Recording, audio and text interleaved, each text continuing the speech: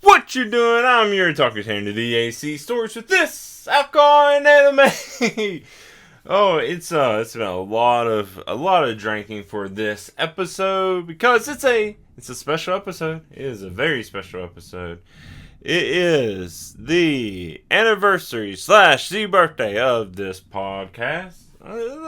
Is an anniversary and birthday can be used as the same thing? I don't know. This episode is coming out on August 1st, 2024, which will be the 3-year anniversary of the podcast, making it, I think, the 39th episode. So 13 episodes a year.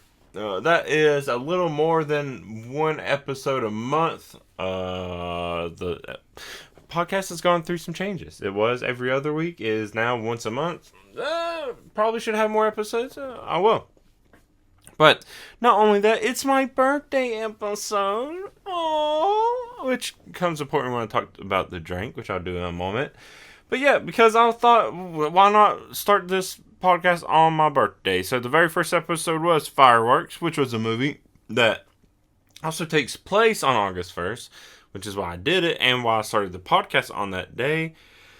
And now it's been 3 years. It's been many episodes. It's been a whole lot of drinking. And I decided to watch Pokemon Mewtwo Strikes Back Evolution. Thinking back on what should be the first... what would be a good anniversary film to watch. And what was the first anime film I'll probably watch. Just a whole lot. And then I was like, well, I also haven't watched a remake. So I'll get more into that. But first, the drink I'm drinking is not something I mixed up. I should have been more creative. If you keep up with this, I normally do once a month. Episodes come out last Thursday of the month. This is the first Thursday of the month that this episode is coming out. Because it's the anniversary and my birthday, and because they all lined up to land on a Thursday, I decided, hey, might as well put out another episode right away. So it was kind of last minute. So I didn't make a drink, and I didn't even know exactly what kind of drink I would want to make, because I didn't know what I would want to watch. At first I thought I was going to watch the weird Astro Boy thing. I chose something also just as weird. So I was trying to look for that kind of drink, but then it hit me while I was looking for drinks, along with my last episode, same time, and I found Sugarland Sippin Cream Birthday Cake Cream Liqueur. Yeah, that's it. That's all it is. So it hit me, and I was like, oh wait, this is coming out not only on the anniversary of the podcast, but also on my birthday. And it's like, oh, this can be a birthday thing to me. And then while looking through, I don't know what made me think of it. At some point, oh, I remember. And then just thinking more on it, and it's like, well, why am I doing this with Astro Boy? And it's like, oh, wait, why don't I just go to whatever the first anime film I'll probably watch, which was the first Pokemon movie with Mewtwo. And up until the point of me watching the film, I thought I was going to watch the very first one. And now I remembered, oh, there's a remake, so I'm going to watch that instead. And because I never watched it, I never really wanted to, but it gives me an excuse. But yeah, so I ended up just sticking with the Sippin Cream, the birthday cake. Because it's my birthday, of course, because this takes time to watch the film, record like I'm doing now, then edit and put it out. I'm not watching it on my birthday. So while I'm recording this at this very moment, it's not my birthday yet. I'm going to hit the big 3-0, but I'm not worried about it. So it is, let's say, July 30th right now, so a couple of days before my birthday. But yeah, the episode will at least come out on my birthday and the anniversary. So there is that. And I went back to a classic remake, an evolution, some would say, and I would kind of disagree. But yeah, this this birthday cake Sippin Cream is weird. I'm trying to... Well, it's really hard to get over the fact that it kind of is just like alcoholic milk. The initial kind of smell and taking a sip, not even a sip, like taking a swig. What's the, like, ranking of amounts you can drink something. Sip, swig, gulp, mouthful. Is a mouthful or gulp bigger? I don't know. You know, this is something I was wondering earlier before recording. Because I definitely don't sip this. I pretty much gulp it. Maybe a mouthful at a time. Because it just tastes like alcoholic milk. It's 20%, so it's not super strong, but you definitely start to feel it. I already finished the whole thing. It's that easy to drink. I'm done with it. Yeah, drink more. I also drank more, even though it has nothing to do with the movie. A Buzzball, because I had some of those. It was a pineapple, jalapeno flavored. It has nothing to do with this. It's just I ran out of this, so I'm just drinking more.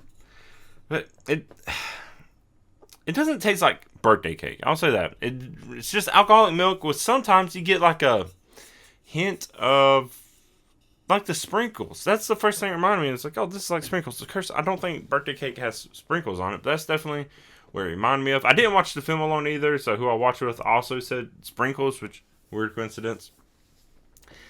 I guess you could argue it could taste like cake batter or whatever. I don't know. It was like weird alcoholic milk. That's all I can really say about it. Not my favorite thing I ever drank, but super easy to drink. I drink the whole thing already.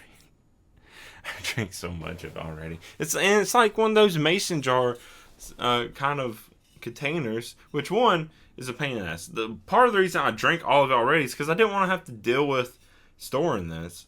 Because I hate mason jars. They're a pain to pour. I poured it in a Pokemon glass, that pint glass I have. It became a pain in the ass to do that. It makes a mess. It doesn't pour right. So I was like, fuck it, I'm just going to drink the rest of it out of the mason jar bullshit that it is. And yeah, it's just, I wouldn't say it's like drinking cake, but it's definitely like sweet milk. Sugary alcoholic milk is what it tastes like. So, that's it. There's not much to say about the alcohol itself. It was a last minute kind of deal. I couldn't think of anything more clever to drink for it. But I don't know, this is a special episode. So, I did it anyways. But yeah, I mean, I already kind of talked about why I did watch this film like I did.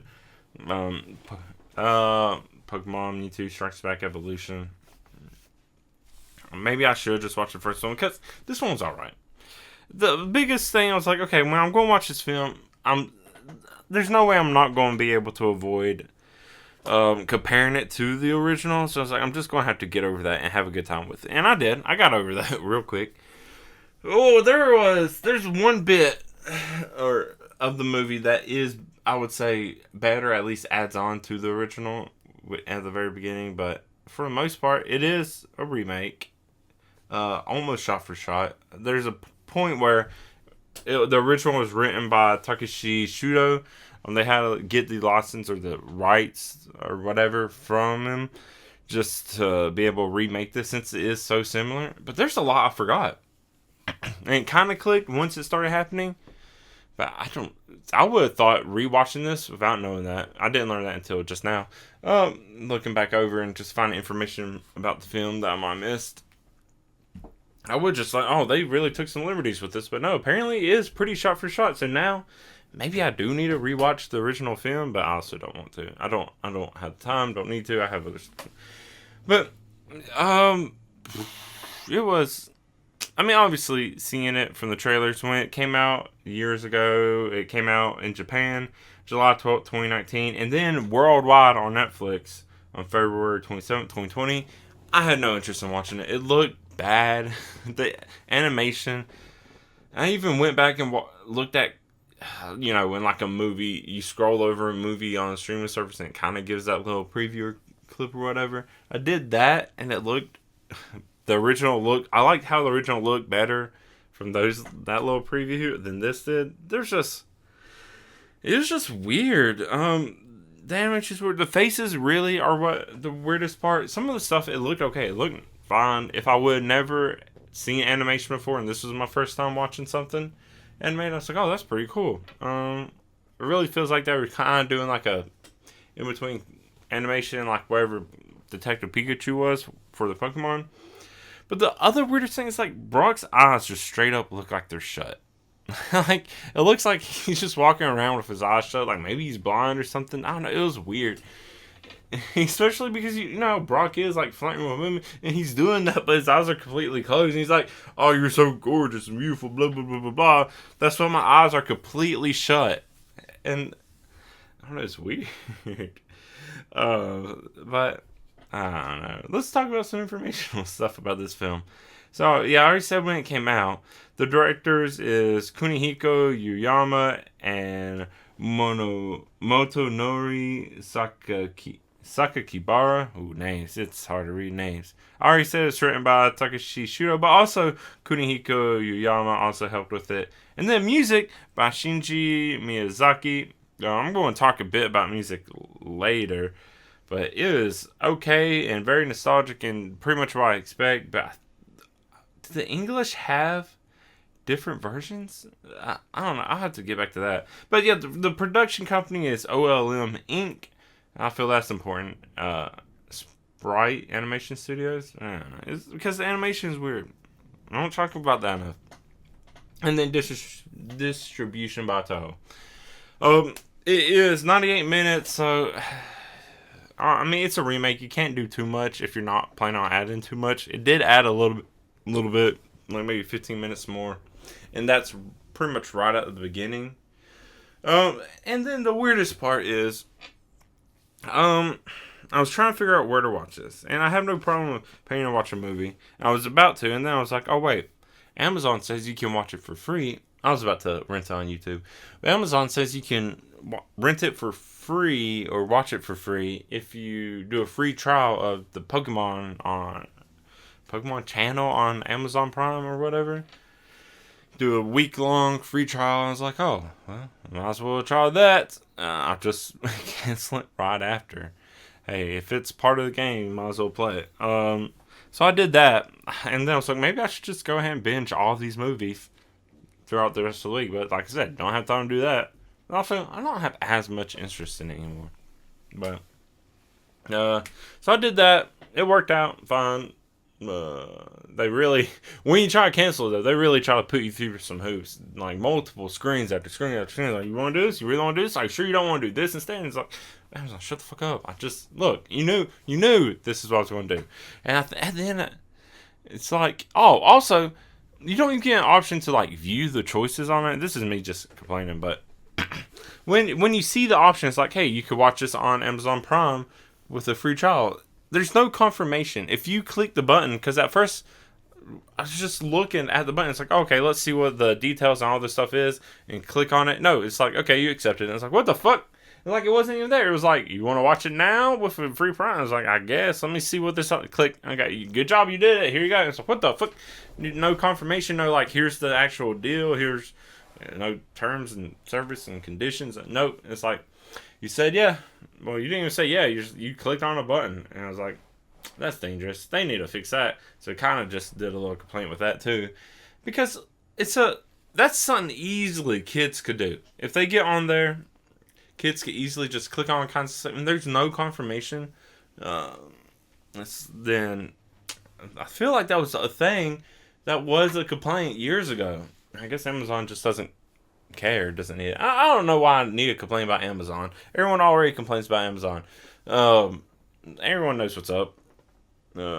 Corporate capitalist greed, blah blah blah. Nobody cares. Anyways, now before I get to actually talking about the film, the last reason I decided to watch this, and maybe what gave me the idea also, is because I have a new podcast out. It's a TTRPG / audio drama fiction based off of Pokemon. It's a Pokemon Mystery Dungeon podcast called Pokemon Pokemydun. Title obviously comes from Pokemon Mystery Dungeon.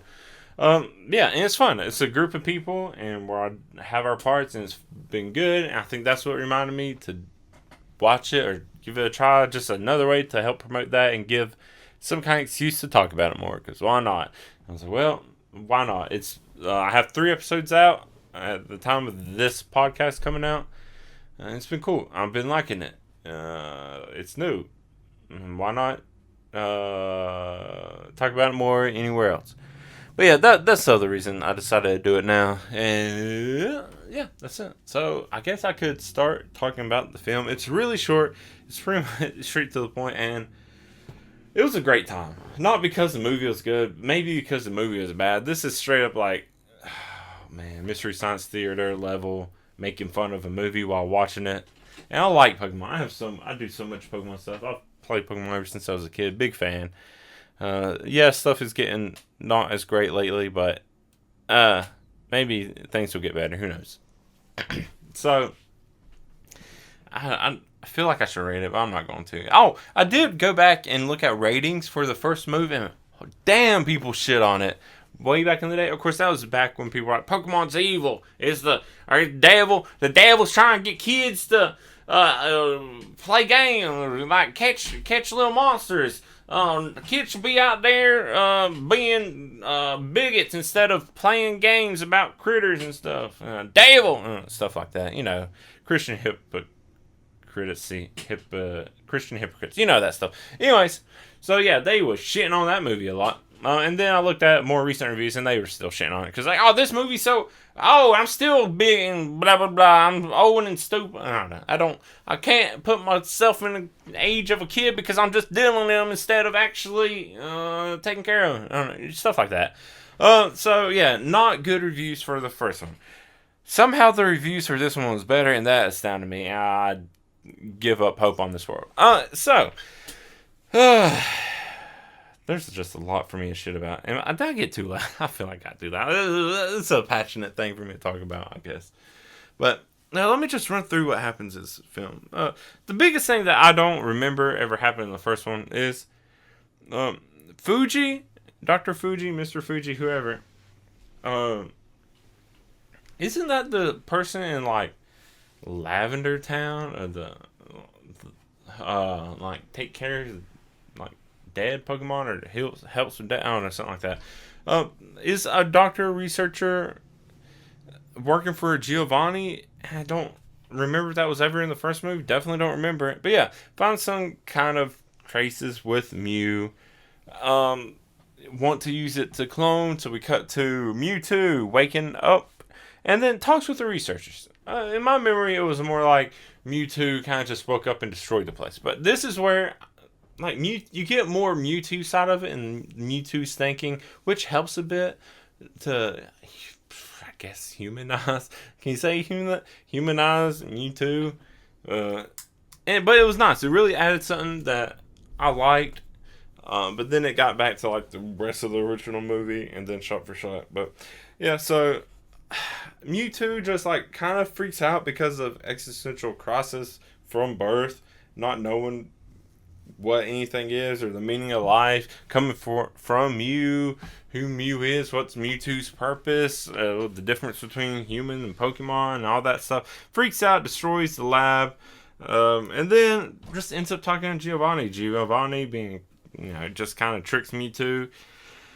And then Mewtwo gets suited up to pretty much be a pawn / weapon. It gets some scenes of Mewtwo just catching a whole bunch of Tauros, or at least, using Psychic, stopping them, and then Team Rocket catches a bunch of them.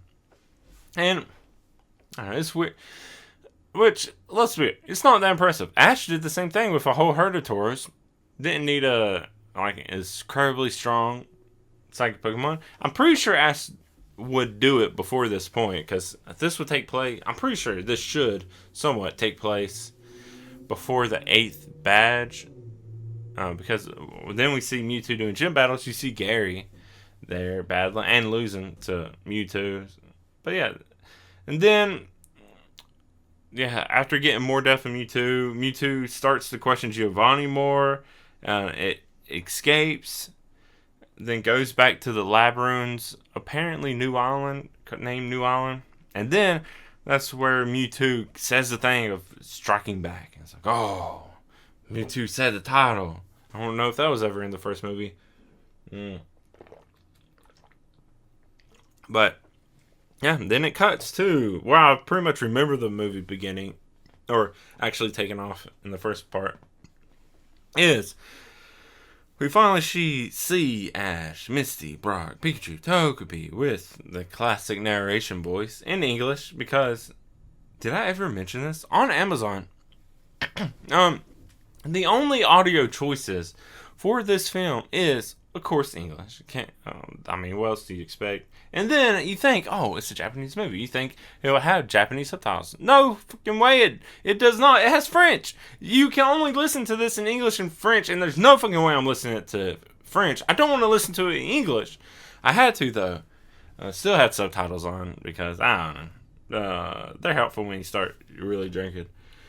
But yeah, we get to that classic opening scene. Missy has Togepi, which I don't remember from the first film, but of course Missy should have Togepi by this point. But yeah, there's the Pokemon battle that we see with, like, and this is getting the music.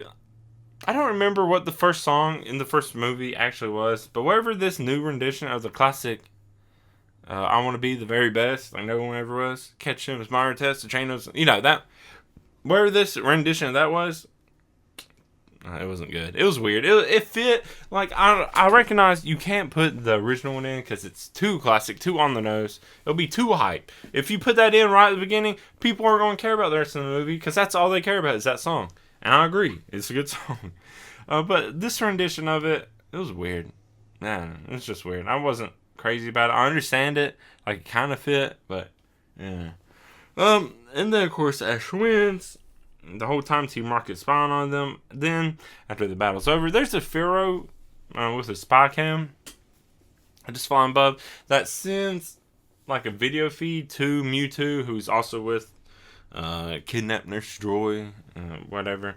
Then they immediately send a Dragonite with mail service. And then this is also the weird part because earlier, if you think back to this time, earlier in the series, Dragonite was like the super rare, like almost legendary seeming Pokemon, or maybe, where that Bill's Lighthouse or whatever, or maybe just a giant Dragonite is what was so special about it. Because nobody seemed to give a fuck after that. But yeah, Dragonite delivers mail, nobody blinks an eye. And yeah, and send an invite to the Pokemon Palace on New Island to meet or battle against the strongest, supposedly, Pokemon trainer in the world. Yeah, and yeah, that's it. And I'm just going to go ahead and say it before I forget. This whole movie, I don't understand completely Mewtwo's motivation or how Mewtwo picked people. I feel like Mewtwo must have just picked the kind of strongest trainers near the island already, because these are definitely not the strongest trainers. What would happen if Mewtwo actually picked like Elite Four members, the champions? Who's supposed to be the champion of the first gen? It's Gary or Red or Blue or Green or whatever, one of them. So I don't know who wins the first league. It hasn't happened yet in the series anymore. I don't know who the Kanto champion is supposed to be, because wait, who was the Kanto? Was it Drake? Then who's the Kanto representative or the Johto representative in the last season during that whole big tournament? Did Silver make an appearance? Wait, I need to go back and look that up. That has nothing to do with this. I'm confused now. But yeah, well, this whole film would be completely different if they got actually strong trainers. Mewtwo just found random trainers that won a battle maybe and looked kind of strong and invited them to this island. I don't know. It's weird. But yeah, Mewtwo brews up a storm. Everyone's at a Pokemon Center by a dock, which apparently the dock had a name, and it is called, I have it here somewhere. What the fuck? Where did I put it? It had a name. New Island, New Bahama here. Yeah, wait, hang on. It's around here somewhere. Place definitely had a fucking name. I don't know why I can't find it anymore. Yeah, wait, hang on. Someone's here. It's Old Shore Wharf. I don't know why it took me so long. My notes are a mess.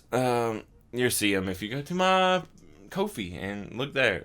You also see, I mean, it's not a mixed drink, but you also see a picture of the Sippin Cream. So you have something.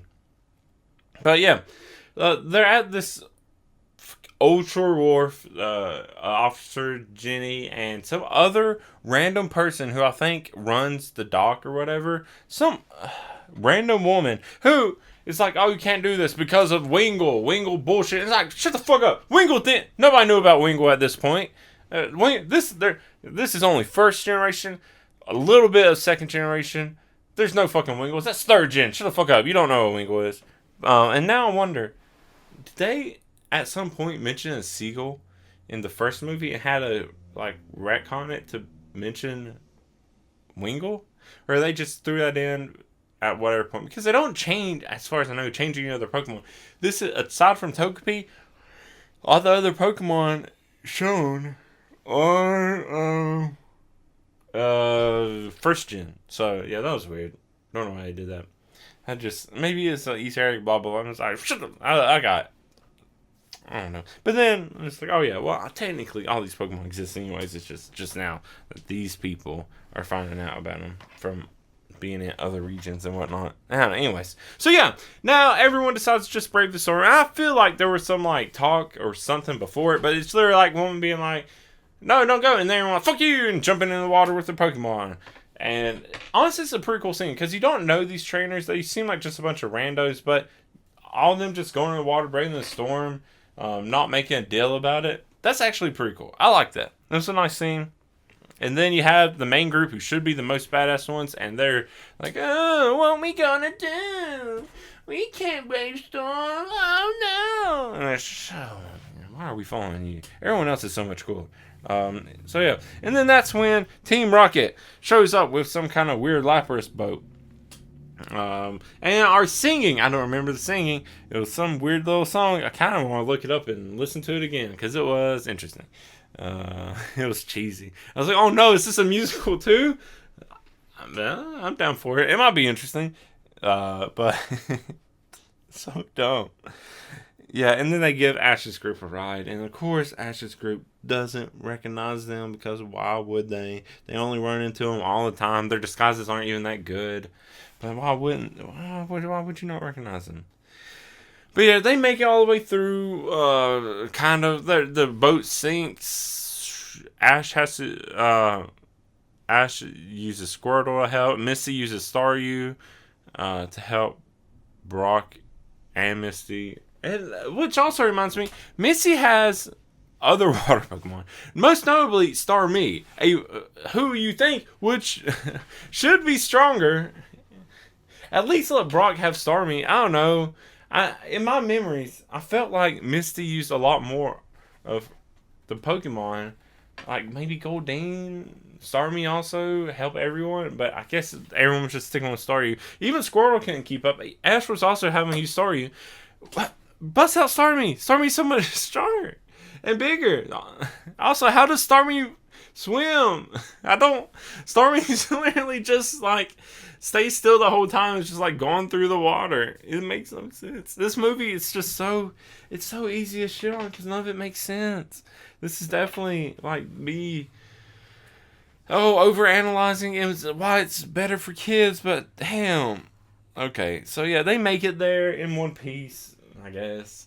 Then James, Jesse, Meowth, they ride on Wheezing.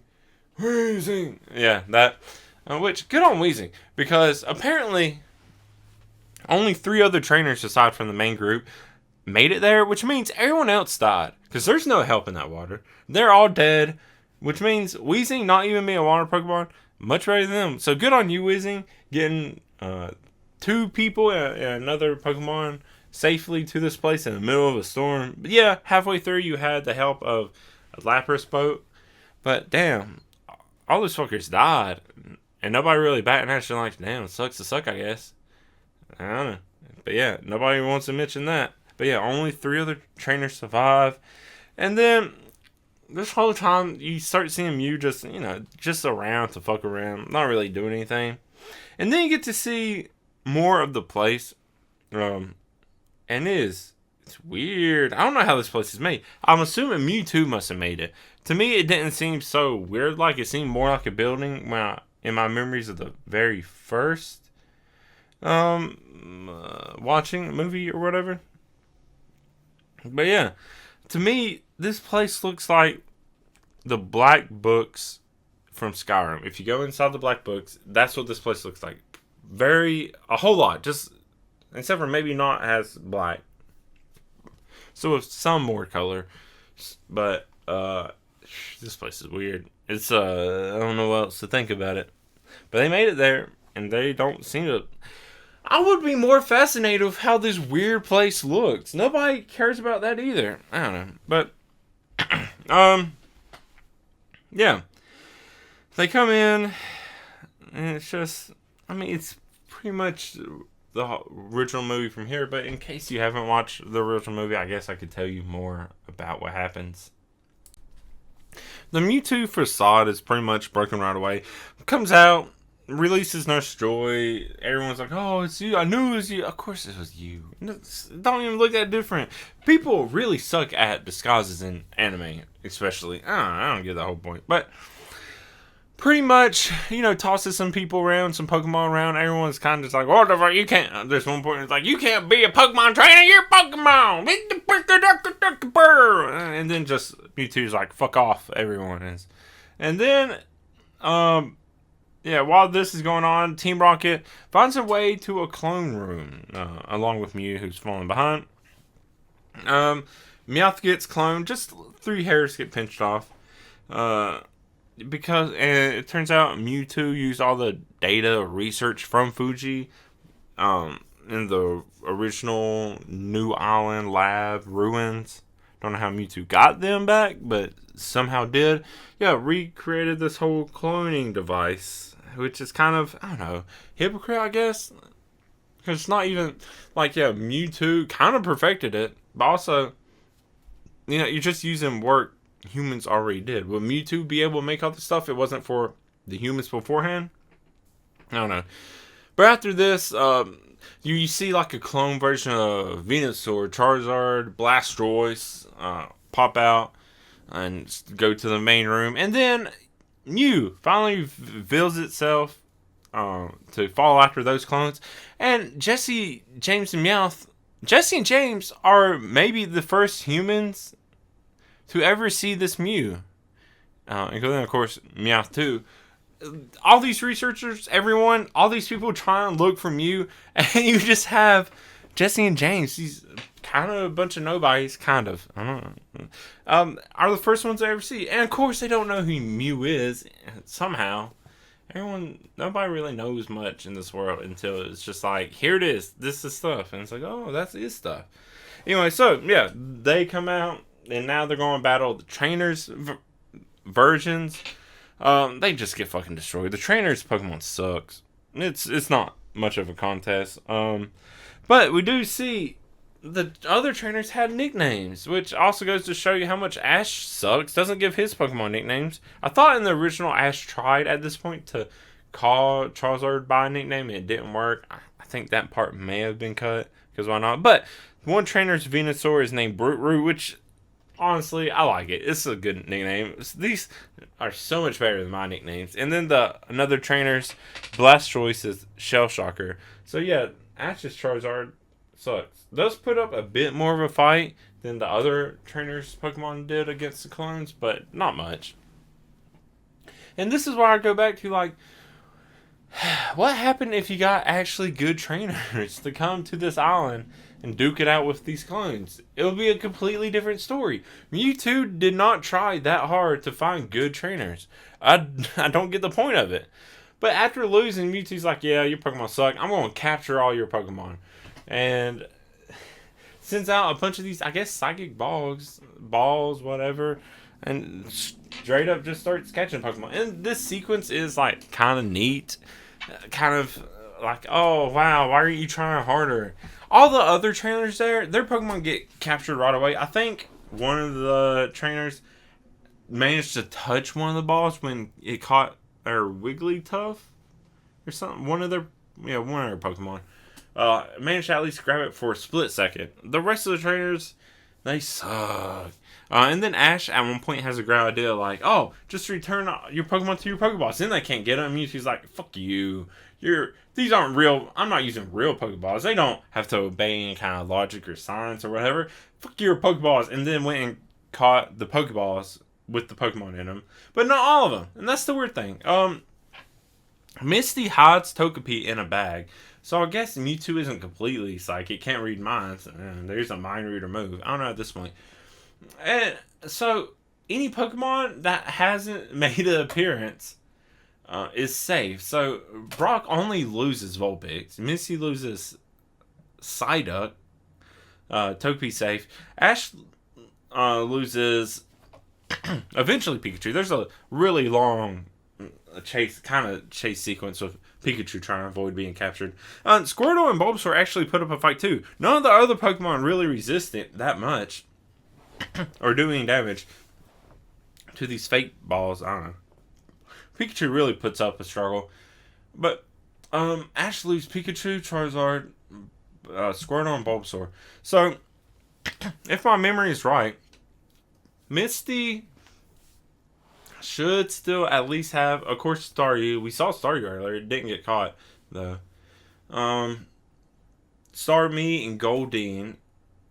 I don't remember if Misty has another Pokemon yet at this point.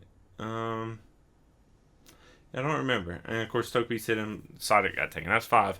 And then Brock lost Vulpix, so should still have Geodude, Zoo or Golbat. I don't remember exactly when Golbat evolves. Onyx. I don't remember Brock getting any more. So that's 4. Yeah. I don't think. Yeah, okay. So, yeah, they had more Pokemon. Of course, everyone else had all their Pokemon out the whole time. So, that's not a problem.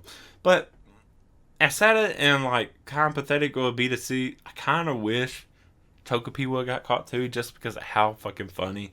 I was having such a fucking blast watching all these Pokemon fight each other. But, anyways, after Pikachu's caught, Ash goes after the Pokeball, goes down a little chute, tries to get the ball back, ends up accidentally destroying the machine. Team Rocket's there. Ash is like, I don't got time for your bullshit. I'm not gonna look at my notes anymore. I might be missing stuff, but I'm just going through it. It's a blast, honestly. Oh, yeah. The whole time when all these Pokeballs are coming down and going into the machine, Team Rocket's just sitting there. One, you think Team Rocket would be like, oh, opportunists. Let's take all these Pokeballs that are just coming on this conveyor belt right to us. No, they didn't do that. Instead, they were playing a game of Who's That Pokemon? Straight up just like, who's that Pokemon? It's blah blah blah. It's blah blah blah. It's blah blah blah. Ash went through machine. Ash, I guess not Pokemon. Pretty sure Ash is a Mime Junior, but didn't pop up anywhere. But Ash rips Pikachu's Pokeball out of the machine. Saves, machines destroyed. All that happened real quick. You think there'd be a little bit more struggle, but then now Ash leads all the Pokemon out after the clones all got, which this is really remarkable science because it cloned all those Pokemon and made the clones in no time at all. So those came out. Then Ash leads all the rest of the Pokemon out, and this is another time when I just started losing it. There's a Seadra. That poor Seadra. All these other Pokemon are walking around. There's a Dugong too, kind of like moving, but at least that kind of makes more sense. This poor Seadra just hopping along trying to keep up with everyone. I just lost it. I even rewound it just to rewatch it and be like, you see this shit? It's not like the first time. Like if we saw Misty's Pokemon with like the Goldeen flopping around. Oh, it's too much. Anyways, I'm almost tearing up just thinking how stupid everything is. Oh, anyways. Yeah, Mewtwo throws Ash saved by Mew. And then Mew and Mewtwo start talking and communicating with each other. Meowth and the rest of Team Rocket has popped up, so Meowth is translating what's happening. And Mew's saying something along the lines of like, real strength comes from the heart. all that cheesy stuff. Don't know why Mew says that. Mew stays hidden most of the time. I don't know what kind of connection Mew thinks it has with any other Pokemon. I don't know. But, yeah. And then this is where Mewtwo is like, fuck it. And all the Pokemon start fighting. Not ever using moves. All just physical, pretty much wrestling.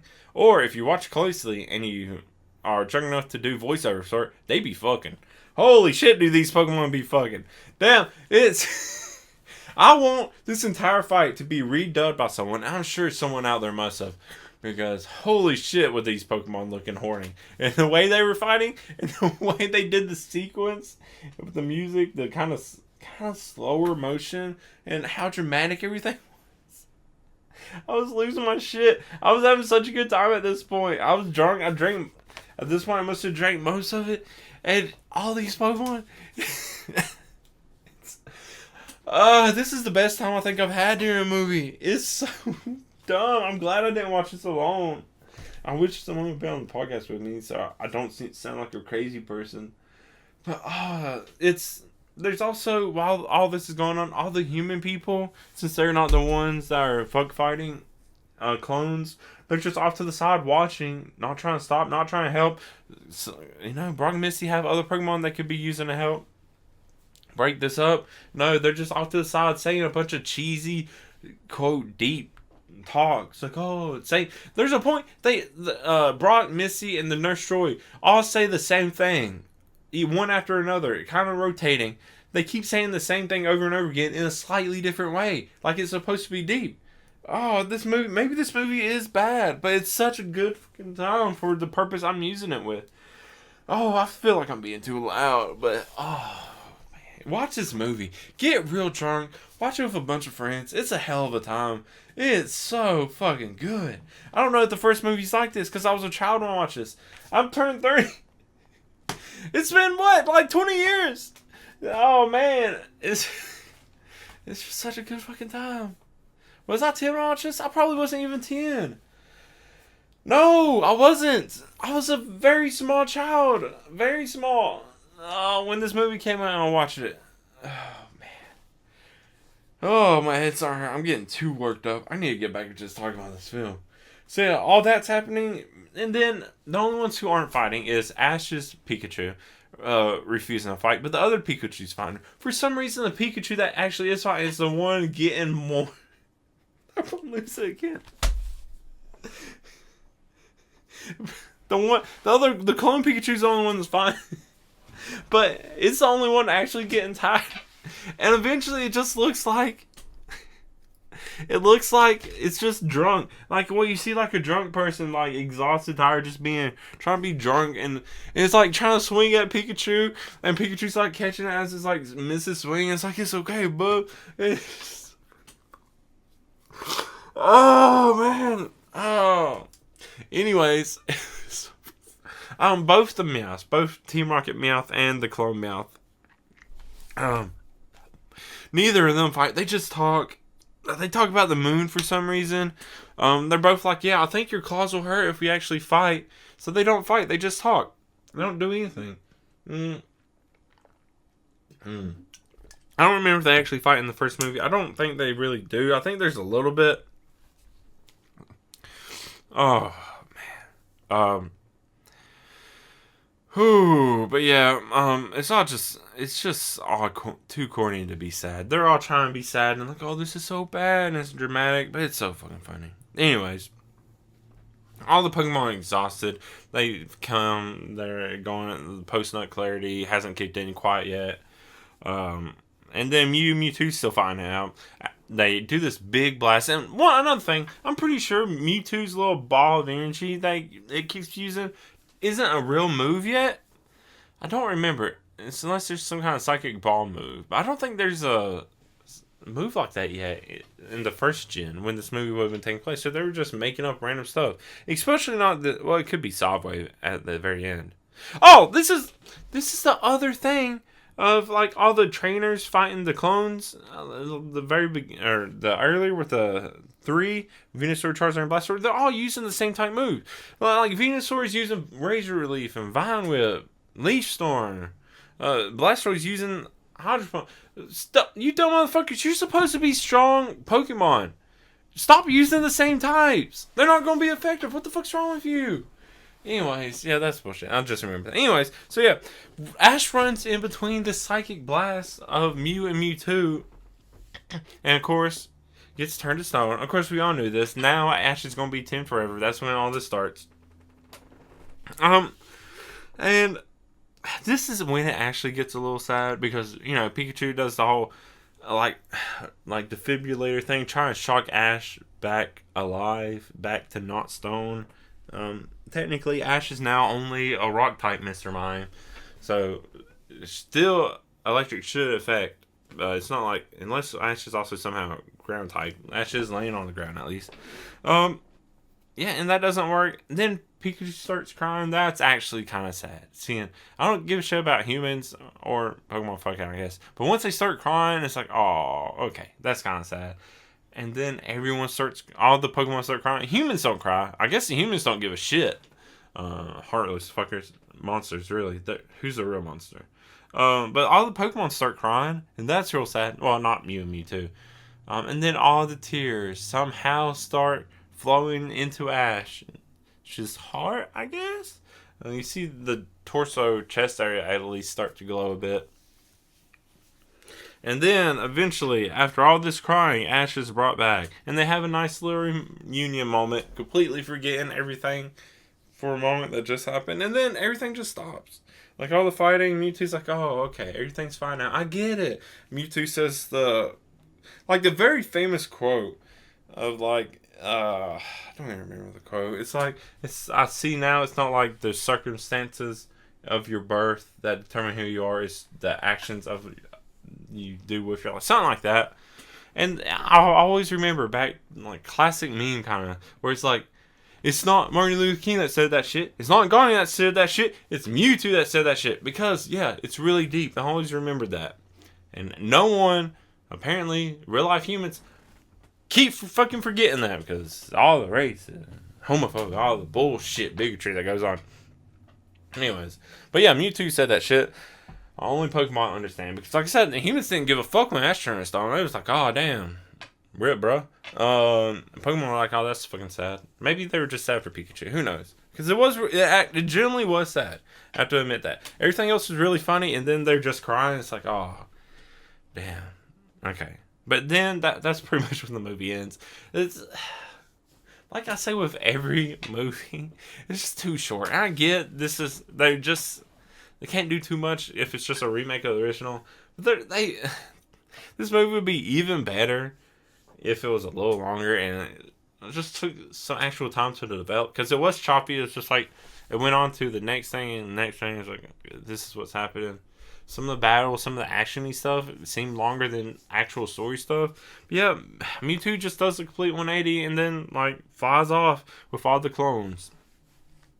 And then, somehow, even though Mewtwo, just some psychic clone, really shouldn't be as powerful as it is able to somehow turn back time. I don't remember that at all. I thought maybe teleported them back and erase their memories, but straight up turn back time to where they're all back at the Ultra Wharf, getting the same kind of talk from Officer Jenny and the dock owner or worker, whoever. And then Nurse Joy pops in and is like, oh, it'll be okay. I can take care of your Pokemon. And then they go out. Storm's all clear. Ash thinks he sees another legendary Pokemon. And it's like, oh, okay. But turn back time? No, that's impossible. That part is like, what the fuck? I don't... Whatever. But yeah.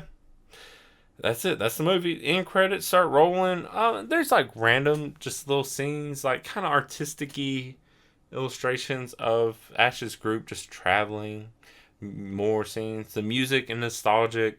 I feel like the music might probably different from the English version because was it all in English? I don't know. It seems very nostalgic. If you only ever heard like the classic Pokemon theme, I want to be the very best, I don't know where it was, then you wouldn't realize the Pokemon music is usually pretty cheesy, like kind of slower, not as hype as the rest of it, but it still did it, and it still hit that kind of nostalgic point. I wish the narrator would be in it more. I don't really even remember a narrator being in it, except for the beginning. And also, not really appearing again, is the Pharaoh and Dragonite. Where the fuck did they go? How did Mewtwo get them? Were they also clones? Are they real Pokemon? Were they Nurse Joys? They might have been Nurse Joys, but I don't think we ever see them again. And because why were they just happily following orders? They must have been Nurse Joys. I don't know. You never see Pharaoh again, or the Dragonite. It's weird. I think it will come up again at some point, but no. I'm disappointed in that.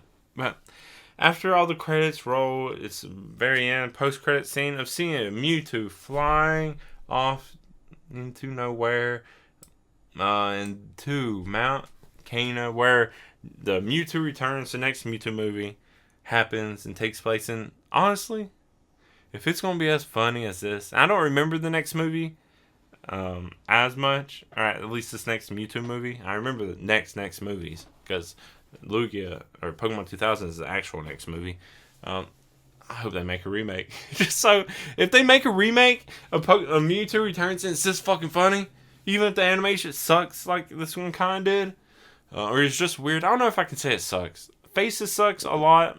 The humans kind of suck. Pokemon seem fine to me, kind of, and all the other actiony stuff, but just weird. But if they do that, and I'll get drunk again, watch that film, have a hell of a time. Holy shit, man! I might do a whole commentary just while I'm watching it and record that instead. It'll probably be short, so it's not like it matter that much. This is a hell of a time. This was so good. I enjoyed this a whole lot more than I expected, but not because the movie was good, just because of how much fun I could have with it. Oh, but yeah, that's it. Dang, now I'm really happy I did this now. It is...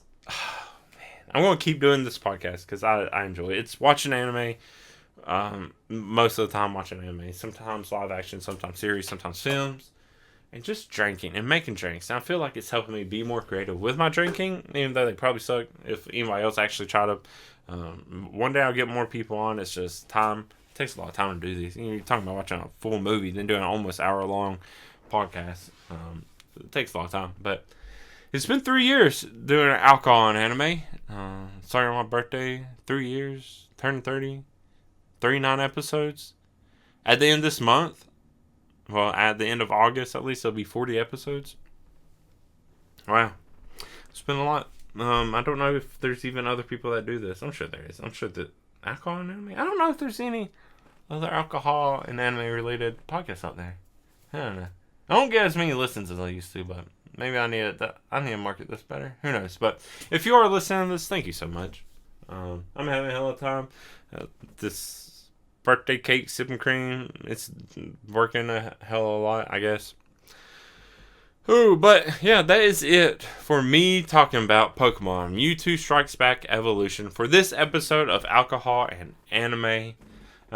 If you want to talk more about it, if there's comments, you can do that. Social media, find me, theacstories, email me, theacstories@gmail.com. You do all that stuff there. I would love to talk about it. I also have a Discord you can join. I also want to thank my Ko-fi member, Julio Vasquez.